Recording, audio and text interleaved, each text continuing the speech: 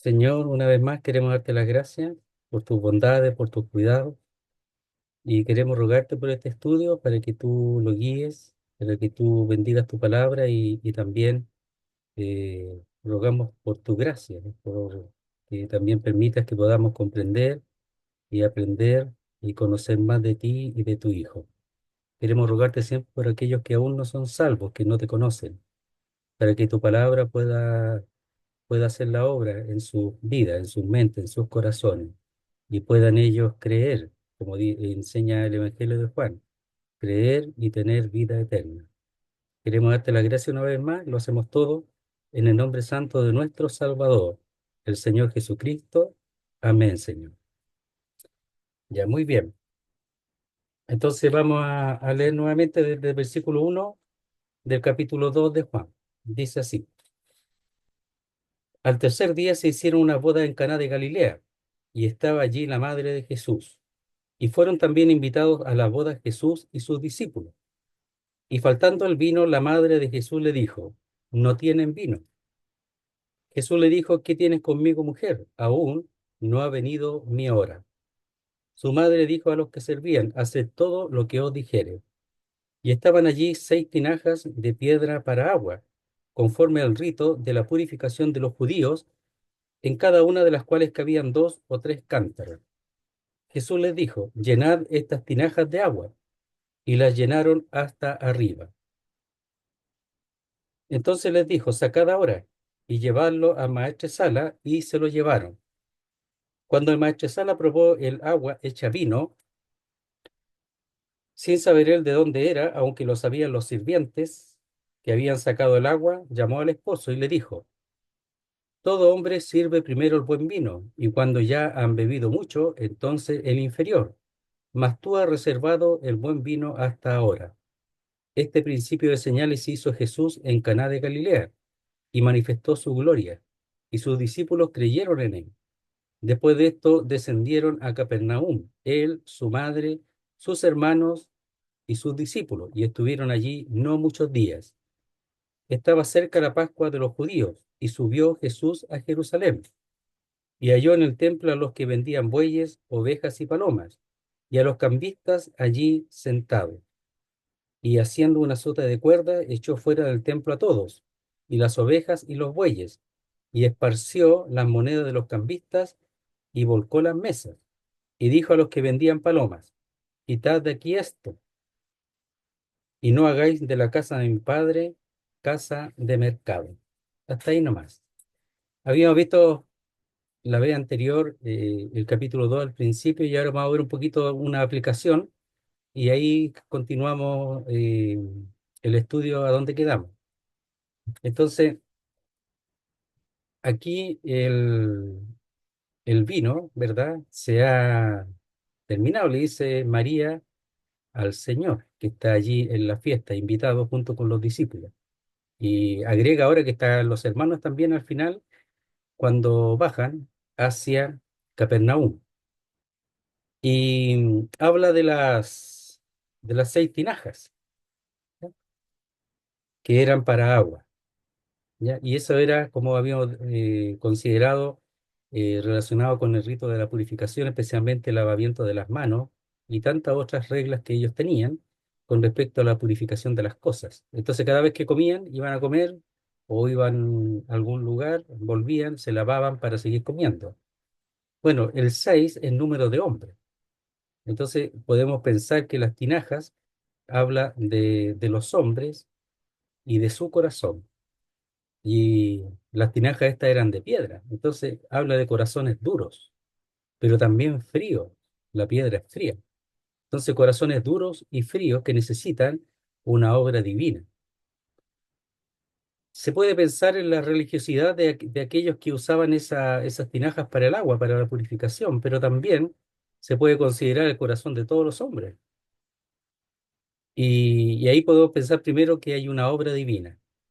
La obra divina primero, tiene que ver con el hecho de llenar las tinajas de agua hasta arriba. Y en la Biblia, el agua, uno de los símbolos es la palabra de Dios. Entonces, la obra de la palabra de Dios, primeramente, tiene que hacer su efecto en aquellos corazones, corazones duros y fríos. Los judíos eran religiosos que usaban la palabra de Dios, pero cambiaban la palabra de Dios y la ley, especialmente de acuerdo a sus pensamientos. Lo acomodaban para ellos llegar a ser aquellos que cumplían la ley, pero en realidad no cumplían la ley. ¿Por qué? Porque ellos lo acomodaban según los mandamientos de hombres, ¿verdad? Y según la tradición de los ancianos. Entonces, las tinajas, esas 6 tinajas de piedra para agua. Entonces, el agua era lo único que ellos podían conseguir allí. Pero aquí está hablando de la importancia de la palabra de Dios. Y después esa agua es convertida en vino. Y ese es el milagro, que nadie sabe cómo se convirtió en vino, pero se convirtió en vino. Entonces, el, el Señor aquí está, pensamos, uno piensa, enseñando su obra en el corazón. Mire, en el capítulo 3 de Juan, en cuanto a Nicodemo, dice así, versículo 3 dice, respondió Jesús y le dijo, de cierto te digo que el que no naciere de nuevo no puede ver el reino de Dios. Y nacer de nuevo es nacer de arriba, del cielo, de Dios. Nicodemo le dijo, ¿cómo puede un hombre nacer siendo viejo? ¿Puede acaso entrar por segunda vez en el vientre de su madre y nacer? Es la sabiduría del hombre, es lo que el hombre sabe. No hay otro entendimiento, no hay la capacidad en la mente del hombre para un nuevo nacimiento. Eso es algo que viene de Dios, de la palabra de Dios y una obra divina, que ni siquiera el hombre entiende cómo es hecho, pero sí sabe que se hace, que se lleva a cabo. Es decir, el que no naciera de nuevo, nacer de arriba es real. Lo que pasa es que uno sabe que sucede, lo repito, pero no sabe cómo sucede. Después dice, respondió Jesús. De cierto te digo que el que no naciere de agua y del Espíritu no puede entrar en el reino de Dios. De agua, la palabra, y del Espíritu, ¿verdad? Podemos pensar que en la boda, es figura, el vino es figura en este caso del Espíritu. Entonces, de agua y del Espíritu. Entonces, algunos dicen que es difícil que eso signifique porque el vino sería primera vez que se presenta de esa forma, ¿ya? Como figura del espíritu.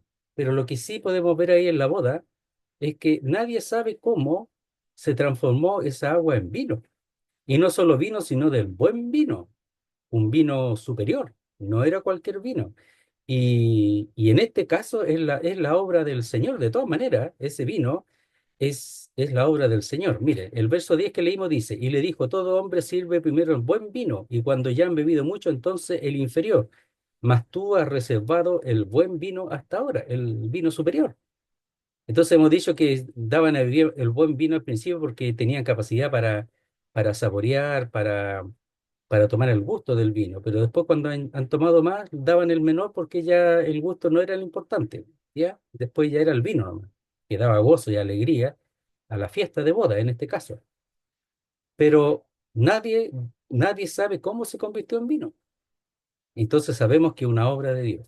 Entonces ahí en Juan, en el capítulo 3 verso 7 dice así, no te maravilles de que te dije, os es necesario nacer de nuevo. El viento sopla de donde quiere y oyes su sonido, mas ni sabe de dónde viene ni a dónde va. Así es todo aquel que es nacido del Espíritu. El Espíritu, el hombre no sabe, así como no sabe controlar, entender de dónde sale y a dónde va el viento. Y en lo personal he conversado con personas que entienden este punto y no se puede saber, po. Dice, el viento sopla donde quiere y oye su sonido, mas ni sabe de dónde viene ni a dónde va. Eso es verdad. No se puede saber de dónde viene y a dónde va, no se puede controlar. Entonces, el Espíritu de Dios no se puede controlar. No puede un hombre decir, Espíritu, ven a mí, Espíritu, haz esto. No se puede controlar. El Espíritu es de Dios y el Espíritu opera según su voluntad, es soberano.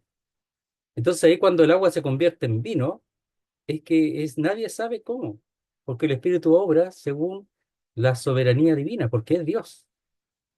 Por eso cuando alguien ha recibido la palabra y cree la palabra como esa agua que llena estas tinajas que es, en este caso estamos aplicando, son figuras del corazón de los hombres, por eso el número 6 corazones necesitados de Dios, corazones también fríos que no tienen interés de Dios, pero aún así el Señor puede hacer la obra allí. Y esa es la que necesitaban los judíos y todo hombre que no cree en la palabra de Dios.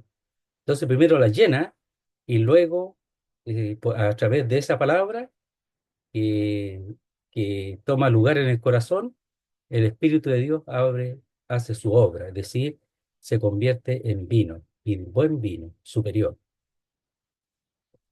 Entonces, esa es la aplicación que podemos ver y se puede buscar más aún. Entonces dice verso 11, vamos a continuar el estudio. Ya habíamos visto hasta el verso 10. Este principio de señales hizo Jesús en Caná de Galilea y manifestó su gloria y sus discípulos creyeron en él. Entonces, según lo que el Señor iba haciendo, sus discípulos iban aumentando su fe. Creían en Él, pero cada vez creían más. Era fortalecida su fe de acuerdo a las cosas que veían. Y este principio de señales, estamos hablando de las 7 señales que ya hemos mencionado, que están en Juan, que las vamos a ir a ver viendo parte por parte. Y esta tiene una aplicación, una implicación en lo que viene después, como hemos visto en Juan capítulo 3 tiene una implicación hasta el nuevo, el nuevo milagro, que ahí vamos a ir viendo qué implicaciones tiene. Entonces está el milagro, la señal y después lo que quiere significar o dar a entender. Hay que buscarlo eso y tratar de sacarle provecho a eso. Entonces, estamos aquí en el verso 11. Entonces habla del principio de señales, ¿ya? Entonces, esto lo hizo como el comienzo de la señal, el principio como el comienzo, ¿ya? Ahora, el Señor hizo muchas señales, ¿ya? Y como lo dice en el mismo capítulo 2 en el versículo 23 hizo muchas señales. Y, pero por alguna razón Juan escoge 7 para manifestarlas aquí. Pero lo importante es que dice que manifiesta su gloria. Y por eso este punto de las señales tiene que ver seguramente con lo que dice y vimos su gloria, gloria como del unigénito del Padre, lleno de gracia y de verdad.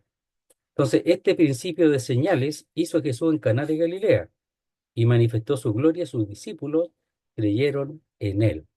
Veamos un poquito el principio de señales, que son los milagros en el fondo. A veces son llamados portentos, pero tienen la idea de señales, o sea, quieren mostrar algo. ¿Qué cosa? Que el reino de los cielos se ha acercado, que Dios está aquí. Esa es la señal y algunos creen y otros no. O sea, la señal tiene una intención. No que solamente se vea el milagro. O sea, ya aquí tenemos como el pan, en Juan capítulo 6 lo seguían porque había multiplicado los panes, iban detrás del pan, no de la señal misma que mostraba que él era el Hijo de Dios.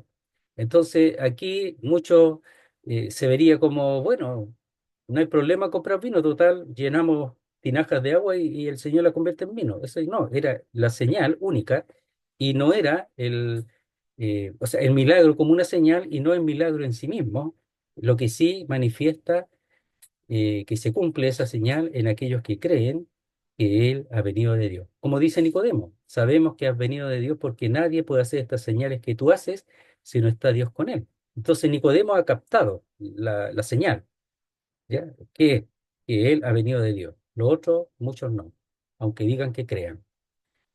Entonces, principio de señales, los milagros. Aquellas acciones portentosas manifestaban la realidad de su condición delante de los discípulos y aún de la gente, porque todos supieron en algún momento. Estas señales son primeramente demostrativas, conduciendo a los discípulos a creer en Él. Es decir, las señales lleva a deducir una consecuencia referente a su persona, que no era solamente el Jesús, ¿ya? Sino que era el Cristo, el Mesías, y a definir en ellos quién es Jesús. Estas señales conducen u orientan hacia la dignidad del autor que las realiza. No cualquiera puede hacer esas cosas. nadie ha hablado como este hombre, nadie ha hecho señales como este hombre, nadie, ¿ya? Y otro texto dice, todo lo ha hecho bien, ha abierto los ojos a los ciegos, los oídos a los sordos, etcétera, todo lo ha hecho bien. Entonces dice, por tanto, la fe hacia Jesús es el primer objetivo de todas las señales. Ese es el objetivo, ¿ya? Está en el fondo, en el capítulo 20 al final de este mismo libro. Podemos aprovechar de leerlo. Dice así, hizo además Jesús muchas otras señales, ¿ya? Pero aquí él escogió siete, el mismo autor, en presencia de sus discípulos, las cuales no están escritas en este libro. Entonces dice, pero estas se han escrito para que creáis que Jesús es el Cristo, el Hijo de Dios, y para que creyendo tengáis vida en su nombre. Esa es la idea de las señales. Estas se caracterizan no tanto por causar gran asombro y porque sean difíciles de explicar, o ni tan siquiera porque son una demostración del poder divino, sino porque señalan o apuntan a algo, ¿ya? Una señal. Muestran que Dios está obrando. ¿Ya? Entonces, eh, señal de vida es que uno tenga pulso. Si uno tiene pulso, ¿qué señaliza que tiene vida? Pueda estar bien o mal en general, pero si tiene pulso, tiene vida todavía. Entonces señalan algo, señalan qué cosa dice que Dios está obrando en medio de su pueblo. Entonces este principio de señales hizo Jesús, realizó, produjo en Caná de Galilea, ¿ya? Y manifestó su gloria y sus discípulos creyeron en él. Veamos un poquito lo que es la fe aquí en este caso, de los discípulos. La fe de los discípulos no nació como consecuencia de esta señal, pero se fortalecía por medio de ella. Ellos seguían al Señor porque creían en Él, pero aquí se iba fortaleciendo. Entonces, el ver cosas de Dios, el conocer cosas de Dios, fortalece la fe. Entonces, el creyente tiene que no solamente creer, sino fortalecer la fe. Y eso es lo que está haciendo el Señor con sus discípulos. Pero se fortalecía por medio de ella. No cabe duda que la fe es la finalidad de estas señales. A aquellos A aquellos se les había presentado a Jesús como el Mesías esperado. Él era el objeto de la fe de los discípulos. En aquel momento creyeron más firmemente que era el enviado de Dios. Más adelante se afirmarán declarando su deidad. Entonces iban avanzando y ya sin ningún temor podían reconocer que Él realmente era Dios, el Hijo de Dios. Porque reconocer que alguien es el Hijo de Dios, según la ley, era reconocer que es Dios. Entonces, para sus discípulos, pero también otros habían visto las señales. Ellos tendrían que ver ahí las consecuencias. Nicodemo era uno y seguramente habrían otros, a los cuales porque dice sabemos, ya en plural. Entonces, seguramente fue enviado o él quiso ir a donde el Señor para hablar con él, verificar, y habrían otros que estarían interesados en ese que está haciendo estas señales, ¿no? Porque dice sabemos, no dice sé, cuando Nicodemo visita al Señor. Entonces, habrían otros que también impactó en ellos esa señal. Este es Dios. ¿Quién es? ¿Realmente es Dios? ¿Es el Cristo? Ya. Y lo que sí sabían que era maestro, ¿ya? Verso 12. Después de esto descendieron a Capernaum, él, su madre, sus hermanos y sus discípulos, y estuvieron allí no muchos días. Dicen que en Capernaum vivía Juan y Jacobo, probablemente los hijos de Zebedeo y de Salomé. Este mismo Juan que está aquí, que es el que escribe, que en ese momento vivían ahí, no la familia del Señor, sino porque pasaron de visita. Y probablemente llegaron ahí, no sabemos, ¿ya? Habría sido invitado por Juan, que estaría ahí junto con el Señor, no sabemos. Después de esto, dice, es decir, de estas cosas, eso da una idea de totalidad, de todas las cosas que acontecieron, descendieron o bajaron a Capernaum. Este Capernaum está junto al mar de Galilea, a unos 208 metros bajo el nivel del Mediterráneo. Por eso dice que bajaron de Galilea a Capernaum, de Caná a Capernaum. Caná está a unos 400 metros sobre el nivel del mar. Entonces está como a 400 metros Caná y a 208 Capernaum. Entonces son alrededor de 600 metros, un poco más, que descendieron en esa distancia que recorrieron. Y Capernaum significa pueblo de Nahum. Tendrá que ver con el antiguo, no sabemos, ¿ah? Con el profeta, pero se llama pueblo de Nahum, significa Capernaum. Entonces, después de esto descendieron a Capernaum, seguramente al hogar de Juan y Jacobo. Él, el Señor, su madre, sus hermanos que estaban también, y sus discípulos. Y estuvieron allí o permanecieron, se quedaron ahí no muchos días. ¿Ya? ¿Y por qué? Lo más probable es esto. Estaba cerca la Pascua de los judíos, subió Jesús a Jerusalén. Seguramente por eso permaneció ciertos días nomás. Y esto sería eh, s- eh, casi a finales de marzo, porque la Pascua se hacía en el mes de Aviv o de Nisan, que era entre marzo y abril. Entonces esto aconteció seguramente cerca de fines de marzo de ese año. Y esto del año, aquí, año 27 más o menos, se calcula. Y estaba cerca la Pascua de los judíos, y subió Jesús a Jerusalén. Veamos entonces el hecho de Jerusalén misma, después vamos a ver la Pascua, ya que vamos a ver varios detalles, pero vamos a aprovechar de ver algunos detalles y recordar lo que significa la Pascua y cómo lo celebran lo celebraban en ese tiempo. Subió a Jerusalén, 200 metros bajo el nivel del mar, en las proximidades del mar de Galilea. Estaba Capernaum, más hasta 750 metros sobre el nivel del mar en Jerusalén. Entonces dijimos que más de 200 metros estaba Capernaum y Jerusalén está en altura, 750 metros. Entonces eran casi 1000 metros que tenían que subir dentro de la distancia que recorrían. Y veamos un poquito la Pascua y después va a ver más detalle. La Pascua se trataba de la fiesta principal de los judíos, celebrándose juntamente con la festividad de los panes, sin levadura. Duraba 7 días. El nombre viene del vocablo hebreo Pesach, que equivale a pasar por alto o pasar por encima. Por eso algunos piensan que es el paso del mar. Ya esa es la Pascua, el paso. Esta solemnidad está establecida con todo detalle en la ley. La Pascua fue instituida por Moisés en la misma noche en que se produjo la muerte de los primogénitos y la salida de Israel, ¿ya? De la esclavitud a que estuvieron sometidos por más de 400 años en Egipto. Aquella fiesta debía ser celebrada por todos los israelitas y quienes viviesen con ellos por estatuto perpetuo. Se celebraba desde la caída de la tarde del día 14 del mes de Nisán.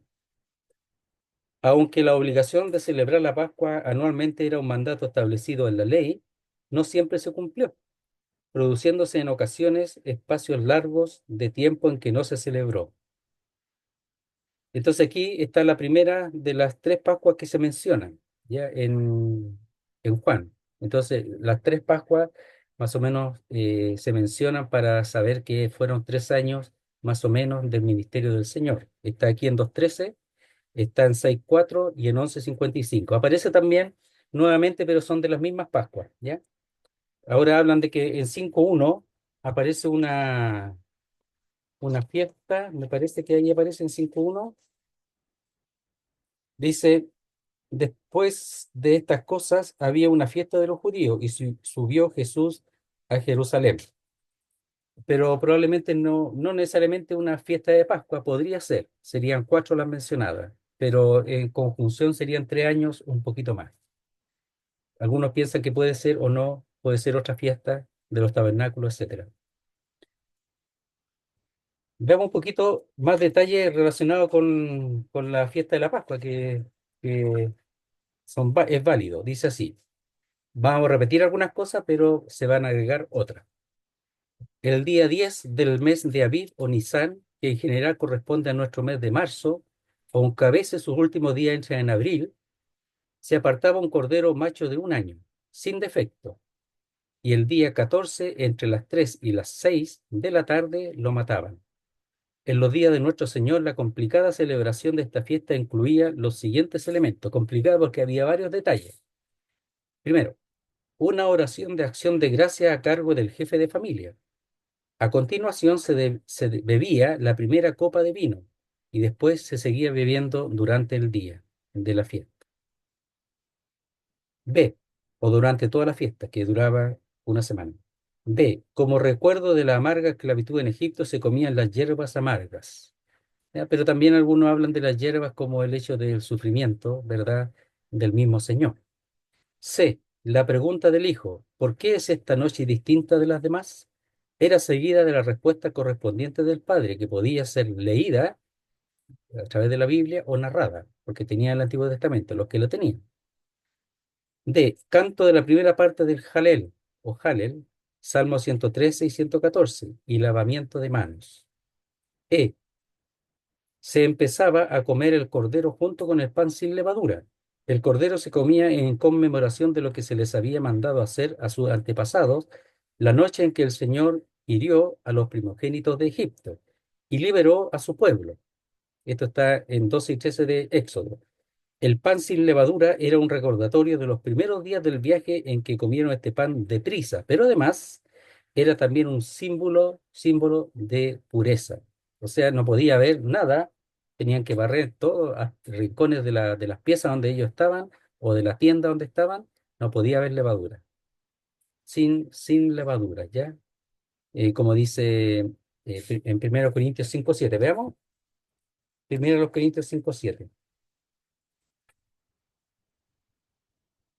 dice así, dice, limpiaos pues de la vieja levadura, para que seáis nueva masa, sin levadura como sois, porque nuestra Pascua, que es Cristo, ya fue sacrificada por nosotros. ¿Ya? Entonces, limpiarse de la vieja levadura, sin levadura. Entonces, en el fondo, la idea es sin pecado, en pureza. ¿Ya? Eso.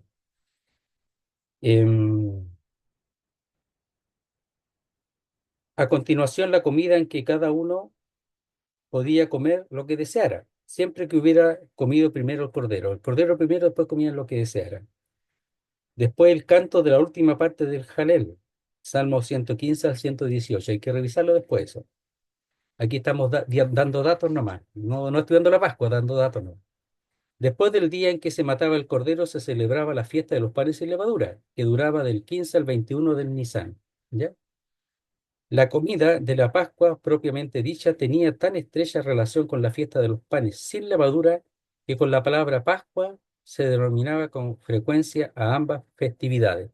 A veces se nombraba solamente la fiesta de los panes para mencionar las dos fiestas juntas, ¿ya? Entonces, dice, la comida de la Pascua propiamente dicha tenía tan estrecha relación con la fiesta de los panes, porque iba unida, sin levadura, que con la palabra Pascua se denominaba con frecuencia a ambas festividades. Veamos en Lucas 22:1 para confirmar que es así. Lucas 22:1 dice, estaba cerca la fiesta de los panes sin levadura, que se llama la Pascua. ¿Ya? Entonces la mencionan juntos, ¿ya? De tal manera están pegadas, tienen que ver una con la otra y la mencionan, incluso la mencionan juntos. Hechos 12 dice así, ¿eh? Versículo 3 y 4. Hechos 12 versículos 3 y 4 dice, y viendo que esto había agradado a los judíos, procedió a prender también a Pedro. Eran entonces los días de los panes sin levadura. Y habiéndolo tomado preso, le puso en la cárcel, entregándole a 4 grupos de 4 soldados cada uno, para que lo custodiasen. Y se proponía sacarle al pueblo después de la Pascua. Entonces habla de los panes sin levadura y después habla de la Pascua. Y en Ezequiel 45:21, en el Antiguo Testamento. Ezequiel 45:21.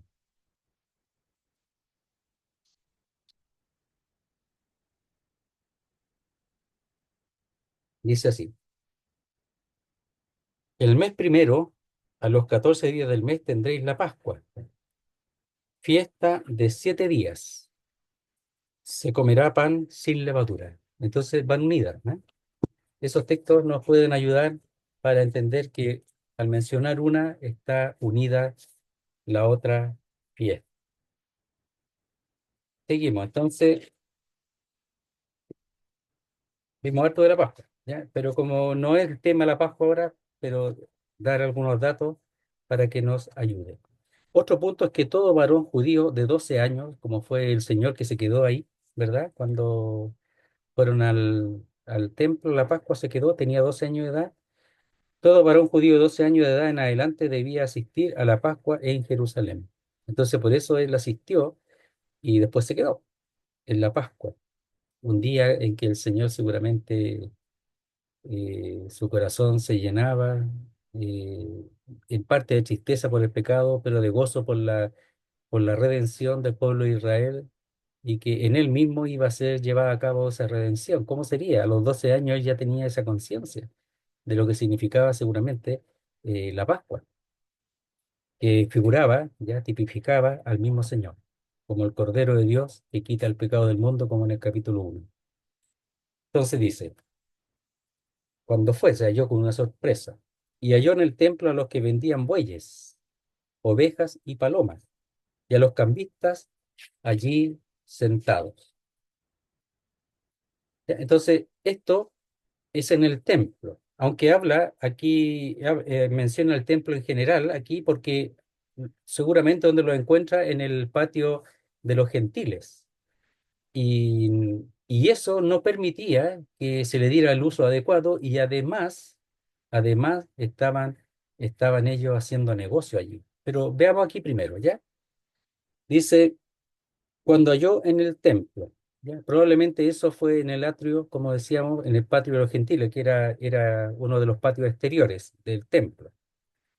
Cuando Jesús visitó el templo, se estaban ultimando los remates finales del complejo exterior donde estaba situado el santuario. Todavía estaban en construcción. Dice, los cambistas, alguien que cambia una gran suma de dinero por una más pequeña, ¿ya? Y ese cambista, la palabra es reducir. Entonces, ellos hacían negocio. Por ejemplo, si las personas dicen, cuentan, porque en el fondo este pasó a ser un negocio de los sacerdotes. Cuando la gente llevaba, si la gente llevaba de afuera animales, cosas así, los tomaban como que no estaban en condiciones de ofrecerlo para vender ellos sus animales. Entonces, el llevar, en el fondo estaban haciendo un monopolio. ¿Ya? Monopolio es que hay un solo negocio de tal cosa y nadie más puede hacer negocio con eso. Entonces, dice que se expresa que si llevaran alguno de esos animales, ellos lo veían, no, tiene que comprar aquí porque este no está en condición, ¿ya? No está perfecto, ya. Y tiene que comprar, pues. Y lo vendían a una cantidad mucho mayor. Entonces hacían negocio. Y los cambistas, ellos, por ejemplo, no sé, por cambiar $5, ¿ya? Que son 5.000 pesos, por decir algo ahora, ya a 1.000 pesos el dólar, 5.000 pesos, $5, le daban 3,5 o 4 y se quedaban con 1.000. Hacían negocio, no es que cambiaban moneda por moneda para facilitar a la gente, sino que era negocio, era realmente el negocio. Entonces es lo que se hace lamentablemente hasta el día de hoy en algunos casos. Entonces dice, era habitual, viendo el asunto de la moneda, por qué eran necesarios los cambistas. Era habitual que el impuesto anual para el santuario de medio ciclo, para la redención, era ese, se pagase muchas veces en el mismo santuario, ¿ya? Coincidiendo con alguna de las festividades solemnes de Israel. Lo pagaban una vez al año. Había un elevado número de monedas, especialmente griegas y romanas, además de persas, egipcias y tirianas, que ¿cómo se llama? Circulaban en Israel junto con la moneda propia de la nación. Y tenía que ser una moneda de la nación, ¿ya? Una moneda relacionada con el ciclo del santuario. El impuesto al santuario debía pagarse en ciclos del santuario, ¿ya? El cobro del impuesto se hacía en las ciudades donde se ponían mesas de recaudación desde el 15 al 25 del mes de Adar, que es el mes anterior al Nisan, entre febrero y marzo, y Nisan entre marzo y abril. Entonces se ponían mesas pocos días, del 15 al 25 nomás, para cambiar las monedas, y seguramente también le cobraban. Después de esa fecha debía pagarse ya en Jerusalén, en el recinto del templo. Y como la gente circulaban muchas monedas, tenía que necesitar los cambios. Pero el problema es que lo hacían dentro del templo, no lo hacían afuera. Entonces seguramente era para frenar a muchos que pudieran pasar y sin que les compre, o sea, se les podría pasar, llegar al templo, entrar y presentar sus animales, los cuales estaban correctos. Y si se ponían fuera, no iban a poder frenarlos o hacer negocio. Entonces se ponían ahí mismo en la entrada, pues, hacían ese negocio.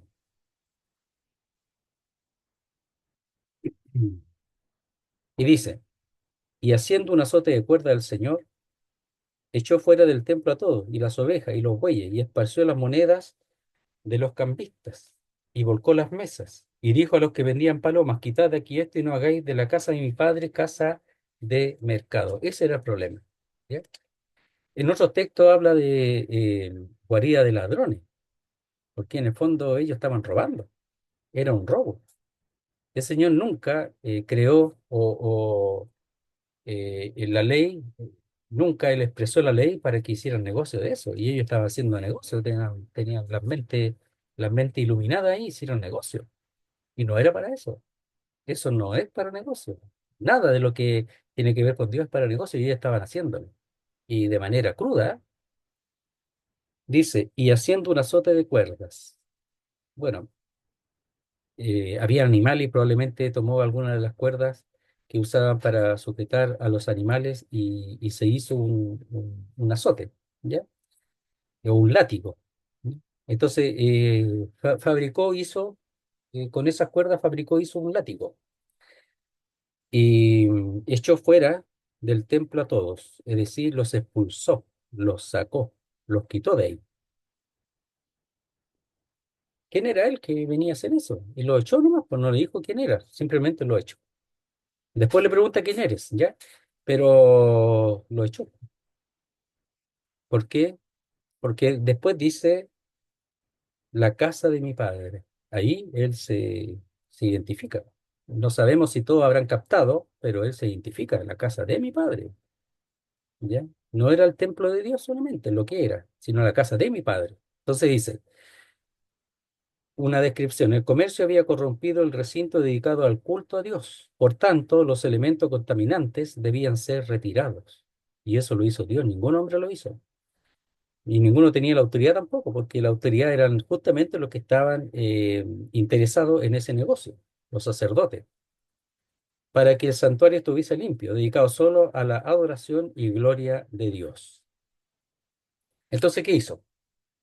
Él manifestó su celo, ya algunos hablan ira, pero su celo, porque es el texto que usan después los discípulos al recordar con respecto a las cosas de Dios, porque tiene que haber un celo. O sea, no porque somos cristianos, creyentes, va a venir alguien y se va a meter y va a ensuciar o va a meter alguna idea de hombre en la iglesia porque se le ocurrió y todos van a estar tranquilos o somos creyentes, hay que dejarlo. No, po, hay que echarlo, po. Hay que echarlo nomás, para afuera. Po. Y todo que el que contamina con su pecado para afuera también. Po. Por eso tenía que sacar al corrupto de 1 Corintios 5 tenía que sacarlo porque estaba contaminando. Si él era adúltero, fornicario, entonces, y estaba ahí tranquilito, todos los demás iban a decir, ah, entonces yo puedo hacer lo mismo. Hay que sacarlo. Toda contaminación hay que sacarla. De hecho, no cualquier animal podía ser presentado, como hemos visto, para el sacrificio. Tenía que ser perfecto en el sentido de ninguna llaga, nada malo tenía que tener, ¿verdad? El animal, ninguna falla. Y haciendo un azote de cuerda, echó fuera del templo a todos. A todos, cuando dice a todos, es a todos los que estaban ahí, todos estaban vendiendo. Y a los que estaban comprando también. Y las ovejas y los bueyes. Imagínense, ¿cuánto eran? No sabemos, estaría lleno ahí el sitio. Y esparció las monedas de los cambistas. Aquí no dice que dio vuelta a las mesas, sino la moneda de los cambistas, que eran monedas pequeñas, y volcó las mesas. Entonces, con la mano, con qué volcó las mesas, no sabemos, pero él manifestó su celo, su ira sí, pero su ira en cuanto al celo a las cosas de Dios, o sea, eso tenía que terminarlo ya y ahora ya. Pero ¿sabe cuál es el problema? El problema es que después se halló en la misma cosa, porque nuevamente al final, antes de ser entregado, también encontró eh, negociantes allí, en el templo. Algunos dicen que este y esos son lo mismo, es difícil, porque también tiene otra característica, ahí las vamos a ver en su momento. Pero eh, dos veces purificó el templo. Entonces, ¿y por qué es así? Porque ellos no creían que realmente era el Señor, po, que no era el Hijo de Dios. Entonces ellos volvían nuevamente, po. ¿Han visto cuando echan a los comerciantes en una parte al otro día de nuevo están ahí, po? Entonces ellos eran iguales, ellos no tenían temor de Dios. Ellos que tenían que obedecer a los sacerdotes, y los sacerdotes que ya sigan nomás, y este hombre no tiene nada que hacer aquí, y siguieron. Y nuevamente el Señor entró y purificó el templo, en el sentido de sacar lo que era contaminante. Dice, verso dice, y dijo a los que vendían palomas. ¿Por qué? Porque las palomas estaban en jaulas. Entonces no se iba a poner a abrir todas las jaulas. Entonces, y seguramente estaban cerradas, etcétera. Dice, quitad de aquí esto. Entonces que saquearan las jaulas con las palomas. Dice, y que las tomaran y se las llevaran. Quitar es tomar y levantar, o sea, que la tomaran y se las llevaran. ¿Ya? Y no hagáis de la casa de mi padre casa de mercado, un negocio. En la otra, cueva de ladrones. ¿Ya? Dice, Jesús atacó una institución que contradecía el significado del templo. Así que era necesario actuar así por el bien del templo y su significado, lo que ello significaba, que era la casa de su padre, pues, ¿ya? Y la estaban convirtiendo en casa de mercado. O sea, si él no hacía nada, eso se iba a convertir en eso, iba a seguir, pues, no paraba más. Veamos Zacarías 14:21.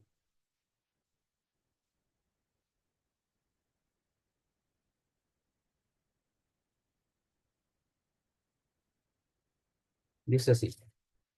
Esto tiene que ver con el tiempo mesiánico, ¿ah? Pero muchas cosas no se cumplieron exactamente aquí, pero es una evidencia del cumplimiento final en el tiempo del milenio. Dice así, 20 y 21 de Zacarías 14. En aquel día estará grabado sobre las campanillas de los caballos santidad a Jehová, y las ollas de la casa de Jehová serán como los tazones del altar. Todas las ollas iban a ser usadas de manera santa, todo iba a ser limpio. Y toda olla en Jerusalén y Judá será consagrada a Jehová de los ejércitos. Y todos los que sacrificaren vendrán y tomarán de ellas y cocerán en ellas. Todas serán santificadas. Ahora no, eran apartadas en el tiempo del uso del templo, después todas. Y no habrá en aquel día más mercader en la casa de Jehová de los ejércitos. Y no habrá en aquel día más mercader en la casa de Jehová de los ejércitos, que probablemente donde se tomó el Señor para expresar y no hagáis de la casa de mi padre casa de mercado. Entonces él se manifiesta como el Hijo de Dios, como la casa de su padre, él está defendiendo lo suyo. Él había ido cuando niño y seguía yendo y ahora él iba y ahora la cosa cambió porque él no decía nada antes, pero ahora comenzó su ministerio. Entonces él tenía que manifestar que era el Hijo de Dios y lo manifestaba también purificando el templo, echando fuera a aquellos que contaminaban el templo. Veamos otra descripción. La confusión debió haber sido grande, pero de corto tiempo, pero mayor era la que producían aquellos con sus negocios sustentados hipócritamente en la devoción a Dios. Y no era así, le interesaba el dinero nomás. El cuadro como es presentado puede ser poco agradable para almas sensibles que piensan en Jesús como un hombre dulce, controlado, lleno de amor y misericordia, lo cual muchos han hecho juicio al Señor en este punto. lo cual es real, pero aquí le vemos ante una situación inaceptable que toca la fibra de su alma al ver primeramente la desviación de su pueblo, al dejar por codicia y avaricia la función del templo, lugar de oración y adoración, inflamando en el Señor la indignación santa y su celo por la casa de su padre, que si no hubiese actuado, eso iría aumentando más y más lo que hemos dicho. Si no actúa ahí, eso sigue más, pues si nadie hace nada. Hasta convertirse en una estable casa de mercado y abriendo la puerta para ingresar otras cosas. Si una cosa que entre, mire, en la iglesia de Dios el problema es ese, una cosa que entre, que es contrario a la palabra de Dios, después se da lugar a cualquiera. Por eso hay que estar tan atento, tener tanto cuidado de las cosas que se aceptan. Si los hermanos que están delante del pueblo de Dios lo aceptan y siguen aceptando los problemas de ellos, ellos son responsables. Pero uno tiene que darse cuenta de eso. El Señor se dio cuenta que eso no era correcto. Y Él lo hizo porque Él tiene autoridad para hacerlo. Y Él autoriza a echar fuera todo aquello que no corresponde a su palabra. Hay autoridad para eso.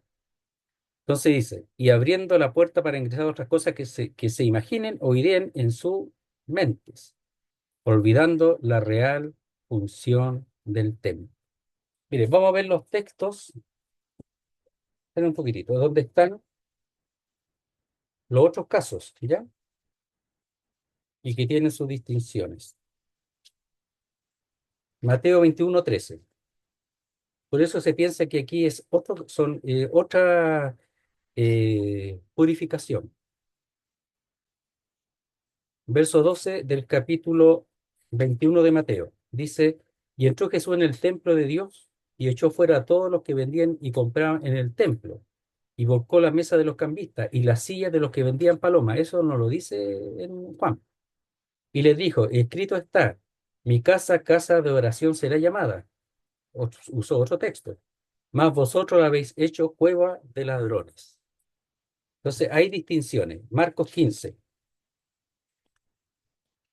17.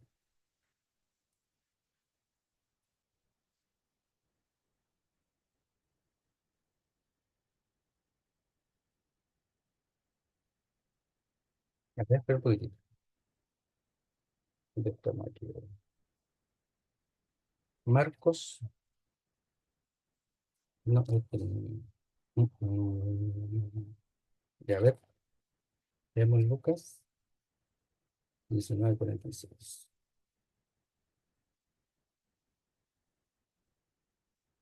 Ya, Lucas 19:46, el otro va a tener que revisarlo. Lucas 19:46. Veamos el 45. Dice, y entrando en el templo comenzó a echar fuera a todos los que vendían y compraban en él, diciéndole, escrito está, mi casa es casa de oración, mas vosotros la habéis hecho cueva de ladrones. ¿Ya? Entonces, los términos que usa no son iguales y por esa causa se piensa que la situación es distinta, que no es la misma que aparece en el libro de Juan, no es la misma. Entonces, ese es un punto que hay que también considerar, ¿ya? Veamos el capítulo 11 de Marcos también, 11:15, Marcos 11:15. Vinieron pues a Jerusalén y entrando Jesús en el templo comenzó a echar fuera a los que vendían y compraban en el templo y volcó las mesas de los cambistas y las sillas de los que vendían palomas. Eso está en Mateo, no está en Juan. Y no consentía que nadie atravesase el templo llevando utensilio alguno. Eso no lo dice en Juan. Entonces él, además, limpió, pero para atrás, nadie más. Y les enseñaba y diciendo, no está escrito, mi casa será llamada casa de oración, igual que Lucas y Mateo, para todas las naciones, porque era el patio de los gentiles, o sea, las naciones también iban a orar, los que no eran judíos. Mas vosotros la habéis hecho cueva de ladrones.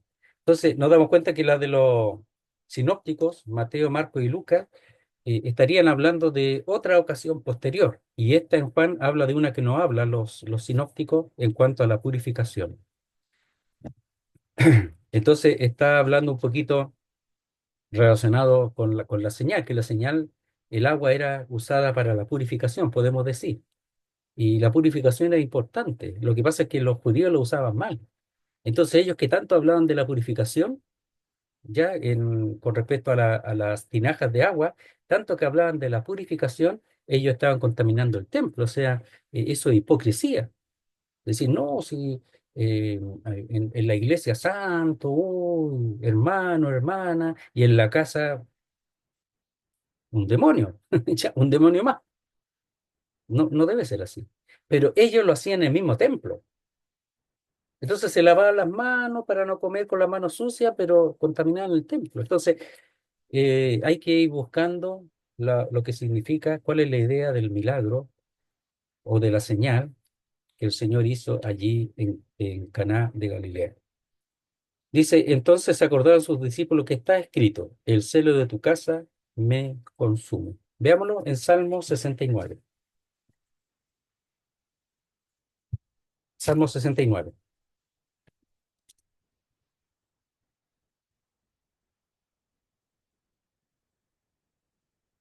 69, 9. Dice, porque me consumió el celo de tu casa, y los denuestos de los que te vituperaban cayeron sobre mí. Es el texto que se acordaron los discípulos. Por eso los discípulos del Señor eran hombres que conocían la Biblia y que estaban esperando al Mesías. Y ellos se acordaron del texto. Y dice, porque me consumió el celo de tu casa, y los denuestos de los que te vituperaban cayeron sobre mí. Salmo 69, salmo mesiánico. Entonces, al hablar y mencionarse el que está en el Salmo 69, está hablando, el celo de tu casa me consume, es un celo, es un texto mesiánico, eso está hablando de que se está manifestando el Mesías. ¿Y por qué los judíos conociendo la Biblia, no pensaron en eso? No lo consideraron porque no quieren creer, simplemente. No creen que el Señor es, porque ellos quieren tener el control y aquí también quieren aprovechar para hacer negocio con las cosas de Dios. Eso es lo que están haciendo ellos. Por eso todo lo que no corresponde tiene que ser echado fuera, todo lo que corrompe tiene que ser echado fuera, y de nosotros mismos también. Pero aquí, de todo lo que entre en la casa de Dios o en el lugar donde se reúne el pueblo de Dios, que está el Señor en medio, tiene que ser echado fuera. Muchas cosas se admiten en medio del pueblo de Dios. Dice, el celo de tu casa me consume, me consumirá, es futuro aquí, ¿ya? Y seguramente aquí se cumple, pero también en el futuro, porque es salmo mesiánico. Dice, me devorará. Y la palabra es consumir, porque tiene un intensivo que es catá, un prefijo que es intensivo, catá, es comer, consumir completamente. Esa es la palabra. Entonces, no es solo comer, sino comer totalmente, completamente. Me consume. O sea, todo su ser fue afectado, siendo Dios, ¿ya? Hecho hombre en sus dos naturalezas, estando su persona teniendo el control de las dos o estando en las dos, todo su ser, dice, se le afectó, como si le consumió, ¿ya? Entonces es futuro, me consumirá, me devorará, me comerá completamente. O sea, todo su ser fue afectado con el celo respecto a las cosas de Dios, las cosas santas. No, sigamos así nomás. Total, no es para tanto, sigamos con las cosas, hagámoslo de esta manera, ¿no? Si no, no es tan grave, ¿no? Pues son santas las cosas de Dios, pues no pueden tomarse a la ligera. Y nosotros lo hacemos muchas veces porque vemos que se hace así y no somos celosos. No estar diciendo cosas para afectar a la iglesia o dividir la iglesia, por decir algo, o destruirla, no. Pero tenemos que estar atentos en nuestra vida y también mirando aquellas cosas que si ellos no lo hacen, si no se limpia la casa de Dios con las doctrinas, etcétera, pero nosotros tenemos que estar atentos. Dice, uno de los grandes temas de Juan es este, que Dios estaba obrando en Jesús para llevar a cabo sus propósitos. Todos los momentos importantes en la vida de Jesús son el cumplimiento de alguna parte de las Escrituras, en la que se explican cuáles son esos propósitos. Y aquí claramente era el hecho de manifestar su autoridad. ¿Qué autoridad tienes? Esta, pues, que yo soy el Mesías, que yo soy el Cristo, el Hijo de Dios. Pero ellos no quisieron verla. Pero los discípulos sí se recordaron que está escrito, el celo de tu casa me consume o me consumirá. Y cuando dice que está escrito, es algo que está escrito y tiene permanencia hasta el día de hoy. O sea, la palabra que se escribió cientos de años antes que ellos expresaron ese texto tenía el mismo valor como lo tiene hoy día, el mismo valor. El celo de tu casa me consume, me consumirá, no está obsoleto hasta el día de hoy. Entonces, si nosotros dejamos entrar cosas, estamos contaminando las cosas que son santas, las cosas del Señor.